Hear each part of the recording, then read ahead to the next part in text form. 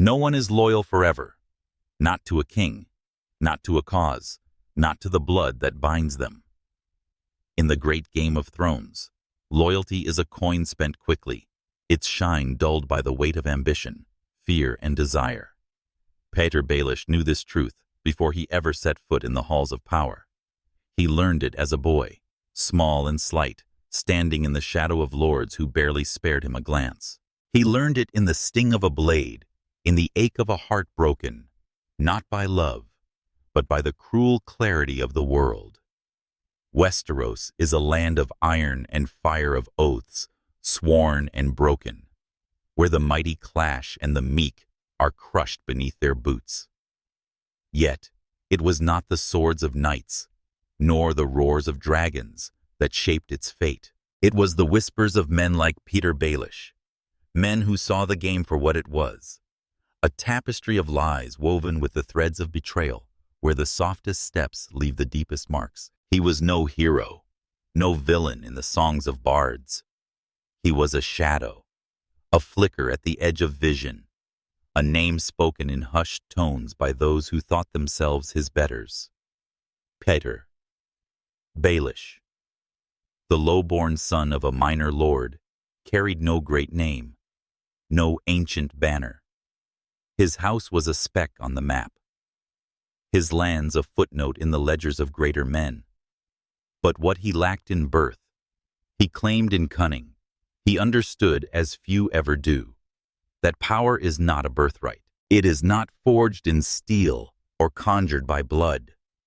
Power is a theft taken by those who see the cracks in the world and slip through them unnoticed. He saw those cracks early when he was a boy, when he dared to love a woman, far above his station, when he learned that love is not a gift, but a chain. Catelyn Tully was his lesson, her rejection, his crucible. He did not hate her for it. He thanked her, for in her refusal, he saw the truth to rise. You must cast off the weights of the heart. To win, you must play without mercy. The Game of Thrones is not a battlefield, though it is stained with blood. It is a board vast and shifting, where every piece believes itself a player. Kings and queens, lords and ladies, knights and priests, they all move with purpose, thinking their will shapes the world. But the board is cruel. It cares not for honor, nor for justice, nor for the dreams of those who tread its squares. It rewards only those who see its rules for what they are, illusions meant to bind the weak. Petyr Baelish saw this when he was still a boy, nursing wounds from a duel he could not win, humiliated by a world that told him he was nothing. He did not vow revenge, not in the way of warriors who shout their fury to the skies. His vengeance was quieter, sharper, colder. He vowed to play the game better than those who scorned him. And so he did. Look to the ruins of Westeros, and you will see the game's truth written in ash and bone. The great houses, those pillars of pride and tradition, crumble one by one. The Starks with their ancient honor lie broken in the snow. The Lannisters, gilded in arrogance, drown in their own gold. The Baratheons, forged in war, fade into shadow. The Targaryens, born of fire, burn themselves to cinders. Each thought they could defy the game. Ned Stark with his truth, Cersei Lannister with her love, Robert Baratheon with his strength, Daenerys Targaryen with her dragons. Each was wrong. The game does not bend to virtue or vice. It does not kneel to gods or men. It is a machine, grinding all who play it, and only those who understand its gears can hope to move its levers. Petyr Baelish understood. He was no knight, no king, no prophet. He was a weaver of chaos, a master of the unseen, and in his hands, the game became a weapon. Consider Ned Stark, that beacon of honor who rode south to King's Landing with a heart full of duty. He was a man of the North, carved from the same stone as the wolves on his banner, unyielding, in his belief that truth could prevail. He trusted in the bonds of friendship, in the memory of wars, fought side by side in the idea that a king might listen to a friend who spoke plainly. He believed in Robert Baratheon, his brother in all but blood. He believed in the realm in justice, in the weight of his own name. But the realm is not a song. It is a den of serpents, and Ned Stark was no charmer of snakes. He walked into the Red Keep with his honor as his shield. But honor is no shield against betrayal. Petyr Baelish was there smiling, bowing, offering counsel, with a voice smooth as silk. Ned trusted him not because he was blind, but because he could not imagine a world where men like Petyr held the reins. He could not fathom a game where loyalty was a jest and truth a blade turned inward. Petyr saw Ned for what he was, a piece, not a player. A man of principle, useful in his predictability, dangerous in his rigidity. Ned's honor made him a threat, not to Petyr, but to the chaos Petyr needed. Chaos was his ally, his ladder, his muse. In a world of order, men like Ned Stark ruled men of lineage, of strength, of virtue. But in chaos, the lowborn could rise, the cunning could thrive, the forgotten could claim their due. Petyr did not hate Ned. He did not need to. Hate is a passion, and passion clouds the mind. Petyr's mind was clear, his purpose sharper than any sword. He betrayed Ned not out of malice, but because Ned's truth would have steadied the board, and Petyr needed it to tilt. When Ned Stark stood before the great sept of Baelor, his fate sealed by a confession coerced and a mercy denied, the crowd did not see Petyr Baelish. They saw Joffrey's cruelty, Cersei's ambition, the weight of a crown too heavy for a boy. But Petyr was there in the shadows, his hand unseen, but ever present. He had whispered to the right ears, nudged the right pieces, ensured that Ned's honor would be his noose. When the executioner's blade fell, it was not just a man who died. It was a dream. The dream that the world could be just that. The righteous could prevail. The crowd gasped. The realm shuddered, and Petyr Baelish watched. He did not smile. He did not need to. The game had moved, and he had moved it. Ned Stark's fall was not the end, but the beginning. His death sent ripples through Westeros, shattering alliances, igniting wars, sowing the seeds of chaos that Petyr would harvest. The North rose in rebellion. The South fractured under Joffrey's reign, and the great houses turned on each other like wolves fighting over a carcass. Petyr did not swing a sword or lead an army. He did not need to. His weapons were words, his battlefield, the minds of men. He offered alliances to those who craved power, planted doubts in those who held it, and watched as the mighty tore themselves apart. Chaos, he once said, is a ladder. For most, it is a pit, a maw that swallows the proud, the noble, the brave. But for Petyr Baelish, it was opportunity. In the cracks of a breaking world, he found his path. He was not alone in his ambition, of course. Others played the game, each with their own tools. Varys the spider wove his own webs, his loyalty to the realm, a mask for his own designs. Cersei Lannister schemed her love for her children, a fire that burned all it touched. Tywin Lannister commanded his iron will, a hammer that shattered foes, but could not mend his house. Each thought themselves a master, but they were bound by their flaws. Varys by his ideals, Cersei by her passion, Tywin by his pride. Petyr had no such bindings. He did not serve a cause, nor cling to a legacy. He served himself, and in that he was free. Free to lie, to betray, to climb. The game is not kind to those who play with their hearts. Look to the fallen and you will see it. Robb Stark, the young wolf, fought for vengeance and freedom, but his heart led him to a woman who cost him his war. Robert Baratheon, the usurper, won a throne, but lost himself to wine and regret. Even Stannis Baratheon, the rightful king, burned his own daughter for a god who did not answer. Their hearts were their chains, their loves, their downfall. Petyr Baelish had no such weakness. He had loved. Once or so, he told himself. Catelyn Tully was his dream. But dreams are fragile, and he was not. He broke that chain, not because he was cruel, but because he was clear. To love is to be vulnerable. To be vulnerable is to lose. And Petyr Baelish would not lose. He moved through the courts of Westeros. Like a ghost his presence felt, but never fully seen. In King's Landing, he was the master of coin, a title that meant little to those who valued swords and crowns. But gold is its own power, and Petyr wielded it like a blade.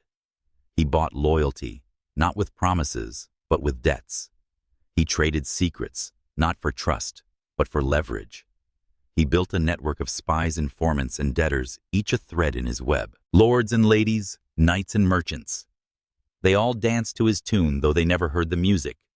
He was not feared, not in the way of Tywin Lannister or Gregor Clegane. He was underestimated, and that was his strength. To be unseen is to be untouchable. The War of the Five Kings was his masterpiece. He did not start it. Credit for that belongs to the pride of kings and the folly of queens. But he fanned its flames. He whispered of Ned Stark's treachery, ensuring the North would rise. He fed Cersei's paranoia, ensuring the South would fracture. He nudged Joffrey's cruelty, ensuring the realm would bleed. And as the bodies piled high, as the banners fell and the castles burned, Petyr Baelish climbed. He was given Harrenhal, a ruined castle, a hollow title. But titles are symbols, and symbols are power. He was named Lord Protector of the Vale, a step closer to the throne he never openly sought. Each move was calculated, each betrayal a brushstroke in a painting only he could see. Yet the game is not without its risks. Even Petyr Baelish, with his cunning and his clarity, walked a knife's edge. He played with fire, not in the form of dragons, but in the form of men and women who could turn on him. Sansa Stark, the girl he took under his wing, was one such risk. He saw in her a tool, a key to the North, a piece to be moved. But pieces can learn to play, and Sansa was no ordinary piece. She was a Stark, tempered by loss, sharpened by betrayal. Petyr taught her the game, but he did not see that she was learning too well. In her eyes he saw Catelyn, but he did not see the wolf. That was his mistake, though he did not yet know it. The game is eternal. Its board ever-shifting. Petyr Baelish played it better than most, but no one plays forever. Ned Stark fell because he trusted Cersei, stumbled because she loved. Others would fall, each for their own reasons, each a lesson in the game's merciless truth. But for now, Petyr stood tall, his ladder rising through the chaos he had sown. The realm bled and he prospered. The mighty fought and he watched. And in the quiet of his mind, he knew no one is loyal forever. Not to a king, not to a cause, not to the blood that binds them. And in that truth, he found his power. The Game of Thrones is a fire, and all who play it burn. Some are consumed quickly, their flames bright but brief, like torches in a storm. Others smolder, their embers lingering, feeding the blaze long after they are gone. Petyr Baelish was no torch. He was a spark, small and unnoticed, igniting the world without ever being seen. He knew the fire's truth. It does not care who feeds it, only that it burns. In Westeros, where crowns are forged in blood and thrones built on bones, the fire is chaos, and chaos is the only God that answers.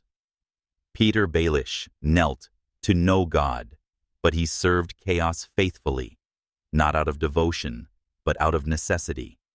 For in chaos, the lowborn become kings, the weak become strong, and the forgotten carve their names into the world.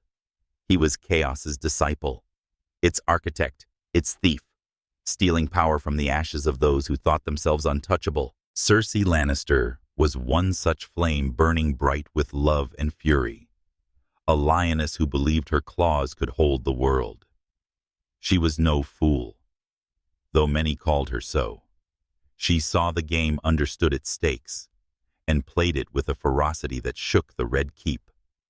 But her heart was her chain, and love was her poison. She loved her children. Joffrey, Myrcella, Tommen, with a mother's desperation. A love so fierce it blinded her to all else. She loved her brother, Jaime, her twin, her mirror, with a passion that defied gods and men. And she loved herself, her pride, her name, the golden lion that roared in her blood. These loves were her strength, but they were also her ruin. Petyr Baelish saw this, as he saw all things. He saw the cracks in her armor, the places where her heart bled, and he slipped into those cracks like a shadow, offering smiles, alliances, lies dressed as truths. Cersei thought herself a queen above the scheming of lesser men. She sat on the Iron Throne, or near it, and believed her will could bend the realm. But queens are pieces, not players, unless they learn to see the board. Cersei saw enemies, Starks, Tyrells, Targaryens, but she did not see the spider at her side. Petyr Baelish was no threat to her, not in the way of armies or assassins. He was a functionary, a man of coin and whispers, useful, but beneath her notice. She did not fear him, and that was her mistake. Fear is a shield, and Cersei's was lowered. Petyr fed her paranoia, stoked her pride, gave her just enough rope to hang herself. He spoke of enemies, of plots, of dangers, lurking in the shadows, and Cersei listened, not because she trusted him, but because his words fit the story she told herself. She was a lion, and lions do not fear shadows, but shadows do not need to fight, they only need to wait. Her love for Joffrey made her blind. He was her firstborn, her golden boy, cruel and petulant. But hers, she saw in him a king, a legacy, a piece of herself that would outlive her. When he choked at his own wedding, purple-faced and clawing at the air, Cersei's world cracked. She did not see the Tyrell's hand, nor the web of schemes that led to that moment. She saw only loss, and loss made her reckless. Petyr watched his face, a mask of sympathy, but his mind was cold. Joffrey's death was a spark, and he fanned it into flame. The realm reeled. Accusations flew, and Cersei's grip on power slipped. She turned to her next love, Tommen, sweet and soft, a boy who could not bear the weight of a crown. Petyr offered counsel, subtle and sly, planting seeds of doubt, nudging her toward decisions that weakened her further. When Tommen fell broken at the foot of a tower, Cersei's heart shattered, and with it her reason. Love had made her predictable, and in the game, predictability is death. Petyr did not hate Cersei. He did not need to. She was a piece, a lioness whose roars drowned out the whispers that undid her. He used her love, her pride, her fury, turning her strengths into weaknesses, her allies into enemies. When she crowned herself alone in a throne room of ash, she thought it a victory. Petyr knew better. A crown won by fire is a crown of cinders, and Cersei's reign was already crumbling. He had no need to strike the blow. The game would do it for him. He stepped back as he always did, and let the fire burn. Jon Snow, too, was a piece, though he carried a different burden. Duty was his chain, forged in the cold of Winterfell, tempered by the ice of the Wall. He was a bastard, a man born to no name. Yet he bore the weight of a legacy he could not claim. He swore his life to the Night's Watch, to a brotherhood of outcasts and exiles, to a cause greater than himself. He believed in the realm, in the need to stand against the darkness, in the idea that men could unite for something more than power. But men are not so noble. They scheme, they resent, they betray. Jon's duty made him a leader, but it also made him a target. Petyr Baelish understood men like Jon, men who would die for a vow, who would bleed for a principle. They were useful, But they were not players. They were pieces, and pieces are sacrificed. Jon's heart was his weakness, though it was cloaked in honor. He loved his family, even when they did not claim him. He loved Ygritte, the wildling girl who showed him a world beyond the wall. He loved the men he led, even when they turned on him. Each love was a crack in his armor, and Petyr saw them all. He did not need to meet Jon Snow to know him. Men like Jon were predictable, bound by their oaths, their loyalties, their need to do what was right. Petyr thrived on men like Jon, for they created the chaos he needed. When Jon united wildlings and Northmen, when he fought for a cause no one else believed in, he stirred the board, and Petyr watched. When Jon fell stabbed by his own brothers in the snow, Petyr was not surprised. Duty is a chain, and chains bind. Jon's death was not the end, but it was a lesson. The game does not reward the noble. It devours them. Petyr Baelish did not need to be at the wall to move its pieces. His influence was a ripple felt in the south and the north, in the quiet deals, and whispered betrayals that shaped the realm. He sent gold to the right hands, words to the right ears, doubts to the right minds. The Night's Watch was a brotherhood, but brotherhoods break when trust falters. Petyr knew this, as he knew all things. He did not cause Jon's fall, but he created the world in which it happened. A world of mistrust, of division, of chaos. And in that world he climbed. The game is not a single move, but 1,000 each. Small, each deliberate. Petyr Baelish played it with a patience that bordered on inhuman. He did not seek glory nor crave the adoration of the masses. He sought power not for its trappings, but for its truth. Power was freedom, the freedom to shape the world, to rewrite the rules that had once bound him. He was born low, but he would die high, or so he planned. Every betrayal was a step, every lie, a rung on his ladder. He betrayed Ned Stark to topple a house. He betrayed Cersei to weaken a throne. He betrayed Jon Snow indirectly by feeding the chaos that broke him. And he betrayed others, lords, ladies, allies, enemies, because betrayal was his currency, and he spent it freely. Look to the Vale, where Petyr's ladder rose higher. He came to the Eyrie as a guest, a man of little consequence, but he left as its lord. Lysa Arryn, mad with love and grief, was his tool, though she thought herself his partner. She loved him, or the idea of him, and that love was her chain. Petyr used it as he used all things. He whispered of power, of vengeance, of a world where she could be more than a widow in a tower. When she pushed her husband through the moon door, it was Petyr's hand that guided her, though no one saw it. When she died, falling to her death, it was Petyr's hand that pushed her, though no one proved it. The Vale was his, not by conquest, but by cunning. The game rewarded him, as it always did. Sansa Stark was his next piece, though she was more than he expected. He saw in her a shadow of Catelyn, a girl he could mold a key to the north. He taught her the game, showed her its cruelty, its truths. He dressed her in silk, called her his daughter, but she was a piece, and he moved her with care. Yet Sansa was no pawn. She was a wolf, bloodied but unbroken, learning the game even as she played it. Petyr did not see this, not fully. He saw her as a tool, a weapon, a prize. But tools can turn in the hand, and weapons can cut their wielders. Sansa listened, learned, and waited. And in her silence, she grew dangerous.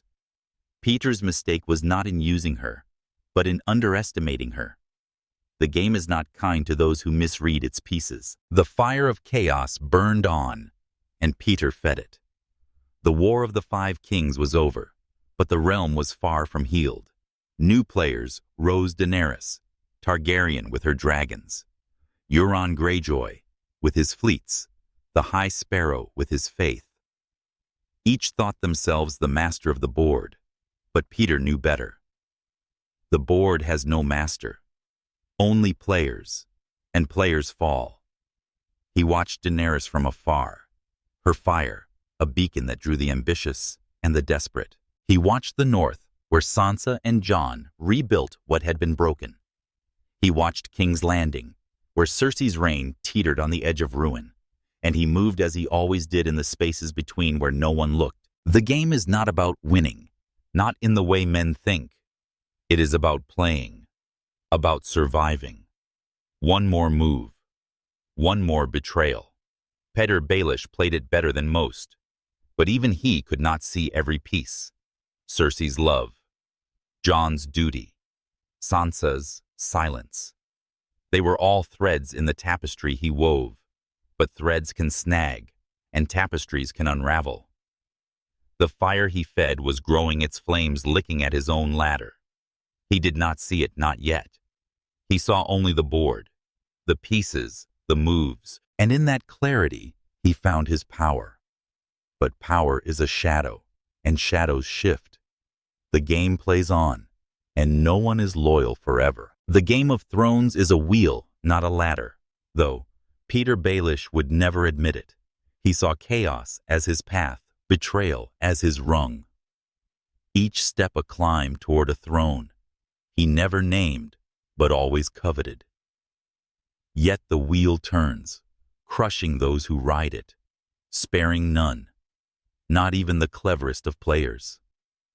Petyr Baelish played the game with a clarity that bordered on divine, his mind a blade that cut through the illusions of honor, love, and duty. He wove a web across Westeros, threading it through the hearts of kings and queens, lords and pawns, each strand a lie, each knot a betrayal. But the web was fragile, and the wheel was cruel. In the end, it was not a dragon's fire, nor a warrior's sword that brought him low. It was the quiet strength of those he thought he owned, the pieces he moved without seeing their own game. The game does not end. It grinds on through blood and ash, and its only truth is this: no one escapes the wheel. Daenerys Targaryen was a flame unlike any other, a fire born across the sea fueled by dreams of a world remade. She was the mother of dragons, the breaker of chains, a conqueror who believed she could shatter the wheel that Petyr Baelish rode. She freed slaves, burned tyrants, and carved her name into the stone of Meereen. Yunkai Astapor.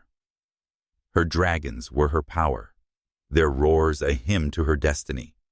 But destiny is a lie, and dreams are kindling. Petyr Baelish watched her from afar, his spies whispering of her triumphs, her struggles, her fire. He did not fear her, not in the way others did. Dragons are fearsome, but they are not the game. The game is in the minds of men, in the loyalties that shift, in the promises that break. Daenerys was a player, but she was bound by her heart, her vision, her need to be more than a queen. And Petyr knew that hearts, even those forged in fire, can be broken. She came to Westeros with her armies, her dragons, her righteousness.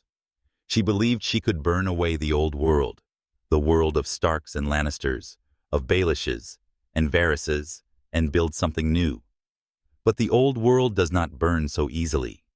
It is a mire, a trap, a web of debts and grudges that clings to those who tread it. Daenerys fought for her throne, but she fought with ideals, and ideals are chains.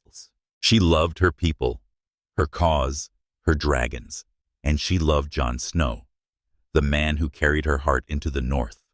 Each love was a crack in her armor, each dream a weight that slowed her steps. Petyr saw this, though he never stood in her presence. He saw her kind before idealists who thought they could rewrite the rules, who believed their fire could cleanse the world. He knew their weakness. They trust in their own myth. Daenerys became her myth, the unburnt, the mother, and in doing so she became a tyrant. Her fire consumed King's Landing, turning stone to ash and hope to despair. She believed it was justice. But justice is a word, and words are wind. The realm did not kneel to her vision. It turned on her, as it always does, to those who dare to dream too loudly. Jon Snow, bound by duty, drove a dagger into her heart, not because he hated her, but because he loved her. And love is a blade that cuts both ways. When she fell, her dragons silent, her dreams broken. Petyr would have nodded had he lived to see it. Fire is power, but power is fleeting. Dreams are strength, but strength fades. Daenerys played the game with all her might, but the game does not care for might. It cares only for the next move, the next betrayal. And Daenerys, like all before her, was betrayed. Petyr Baelish did not need to face her dragons to shape her fall.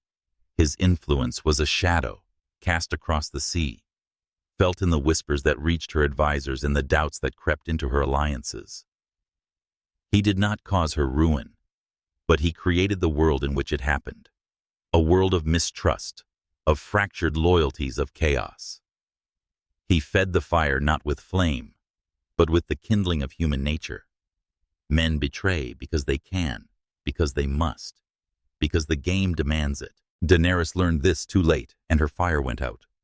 Petyr's ladder rose higher, his web grew wider, and the wheel turned. But the wheel turns for all, and Petyr Baelish was no exception. His greatest strength was his clarity, his ability to see the board without the fog of passion or pride.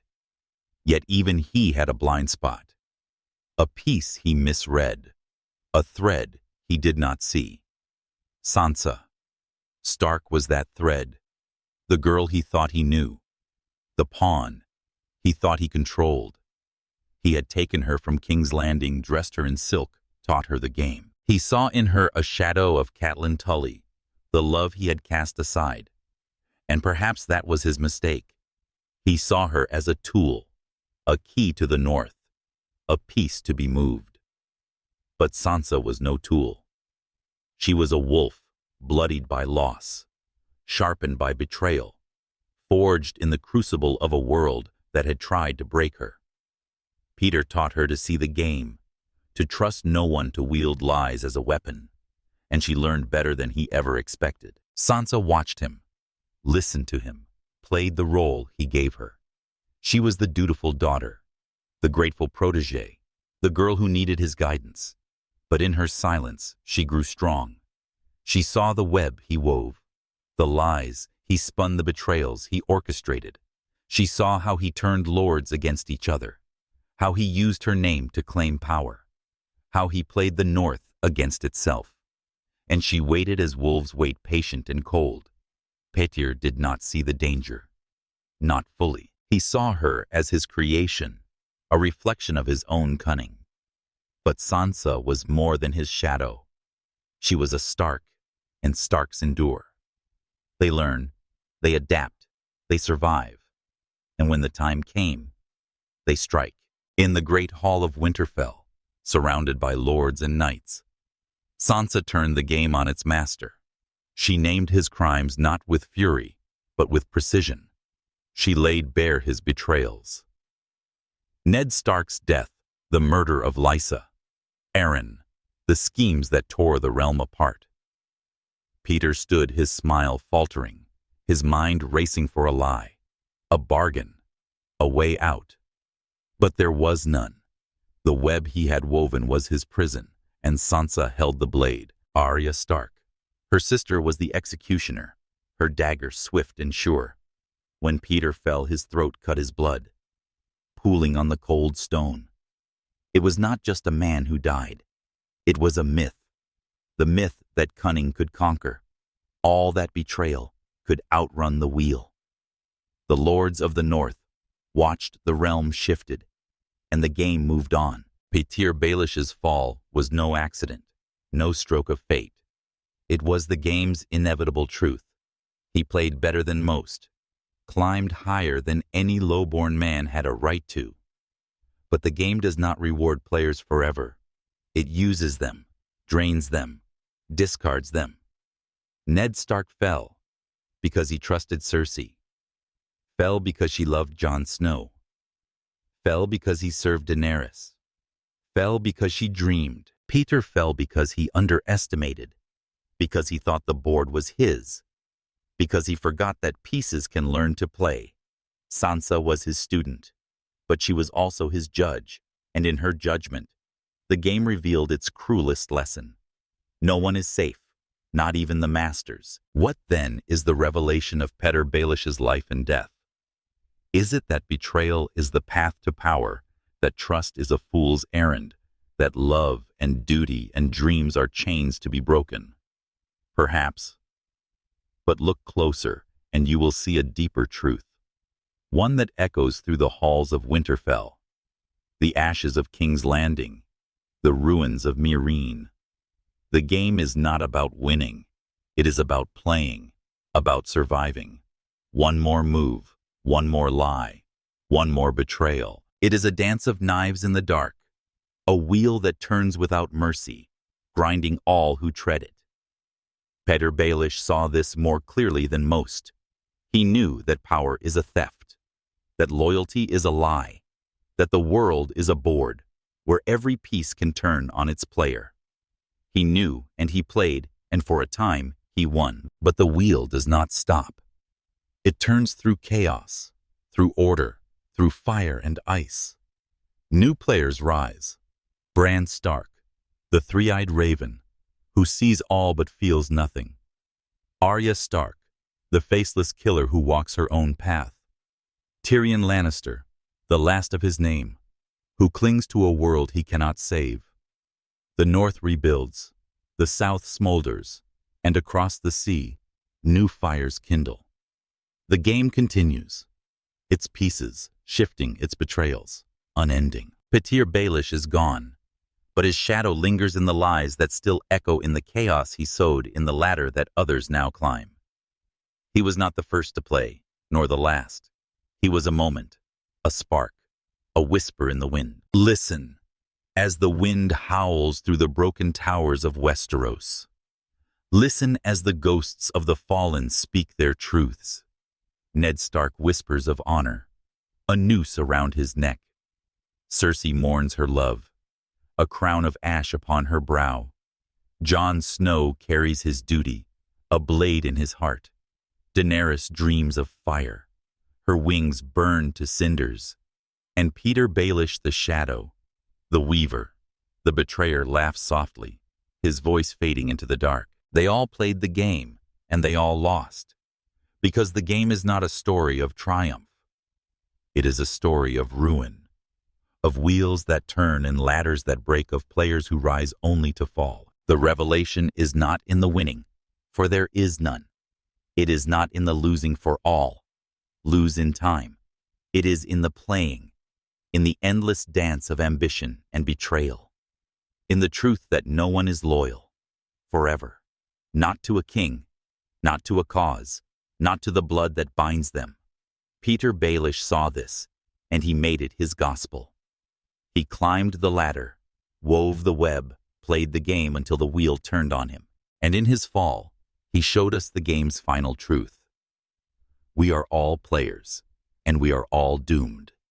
The throne may stand, the crown may shine, but the wheel grinds on, and none escape its judgment. In the end, the game is all there is, and its only song is the whisper of knives in the dark.